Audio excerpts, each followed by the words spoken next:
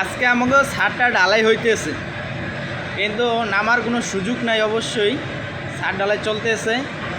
এখন আমরা কি করব? আমাদের কন্ট্রাক্টর আমাদের জন্য নাস্তা পাঠিয়ে দিয়েছে। নাস্তাগুলো আপনাদেরকে দেখাচ্ছি, না দেখালে তো আপনারা কিছু বুঝবেন না। 1 নম্বর হলো লেক্সাস বিস্কিট, আর 2 নম্বর হলো রুটি, আর 3 নম্বর হলো মাম পানি আমাদের জন্য পাঠাইছে। এরপর আবার ঠান্ডা দেখছেন, আবার এর কি নাম হল লেমন না কেলামন করতে পারি না, কিন্তু ঠান্ডাও পাঠাইছে। আমরা মানুষ আছি দুজনের জন্যই ঠিক মতো পাঠাইছে। আবার এর জন্য স্মোকিনও পাঠাইছে, যে স্মোকিন খাইবে আর স্মোকিনও খাইতে পারবে, কোনো সমস্যা নাই।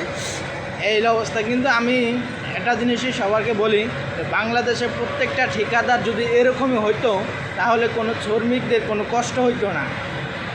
আর আজকে মানে ছাদটা ঢালাই হইতেছে, ইনশাল্লাহ আশা করি আমাদের ছাদ ঢালের শেষে টাকাটা পেমেন্ট দেওয়া দিবে, ইনশাল্লাহ এটা আশা করি।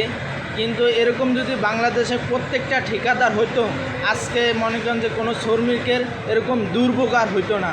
আজকে অনেক শ্রমিক এরকম অবস্থা আছে যে কাজ করে ঠিকমতো টাকাটা তার পায় না।